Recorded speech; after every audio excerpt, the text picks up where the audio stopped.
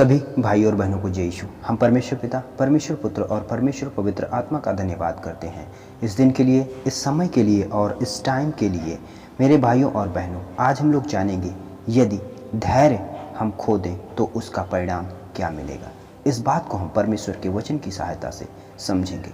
हम वचन पढ़ेंगे रोमियो अध्याय 12, उसका 12 पद। लिखा है, आशा में आनंदित रहो, कलेश में स्थिर रहो, प्रार्थना में नित्य लगे रहो। परमेश्वर अपने वचन के द्वारा यही समझाना चाहता है कि हम अपना धैर्य ना खोएं।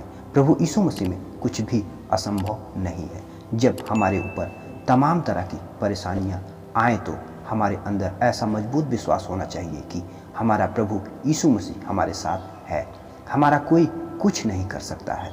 और दूसरी बात, हमारे ऊपर सताव जिसके द्वारा है और जो सताव है उसके लिए हम निरंतर परमेश्वर प्रभु यीशु मसीह से प्रार्थना करते रहें। यदि आप चाहें कि हम पहले ही दिन परेशानियों से छुटकारा पा जाएं तो ये मुश्किल होगा। यदि आप ऐसा सोचते हो हो सकता है आप फिर से भटक जाएं।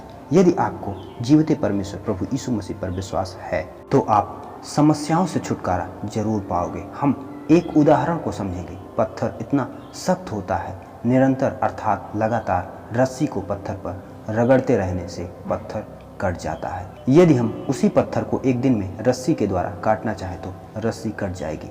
तो अपने परेशानियों से छुटकारा एक दिन में नहीं पाएंगे। निरंतर हमें वचन के अनुसार परमेश्वर प्रभु यीशु मसीह से प्रार्थना करना होगा। हम आगे और वचन पढ़ेंगे। मरकुस अध्याय 11 उसके 24 पद को। लिखा है, इसलिए मैं तुमसे कहता हूँ कि जो कुछ तुम प्रार्थना करके मांगो तो प्रतीति कर लो कि तुम्हें मिल गया और तुम्हारे लिए हो जाएगा।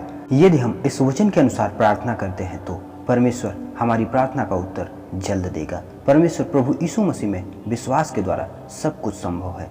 यदि आप विश्वास करोगे कि यीशु मसीह मुर्दों को जिंदा करने वाला परमेश्वर है तो मुर्दे अवश्य है कि वो जिंदा होगा। यदि आप विश्वास करोगे कि अंधे देखें तो वो देखेंगे, लंगड़े चले तो वो चलेंगे, गूंगे बोले तो वो बोलेंगे, बहरे सुने तो वो सुनेंगे, तो हम सबके लिए भला यही होगा कि हम अपना धैर्य ना खोएं। आमीन। सभी भाई और बहनों को जय यीशु। हम परमेश्वर पिता, परमेश्वर पुत्र और परमेश्वर पवित्र आत्मा का धन्यवाद करते हैं इस दिन के लिए, इस समय के लिए और इस टाइम के लिए।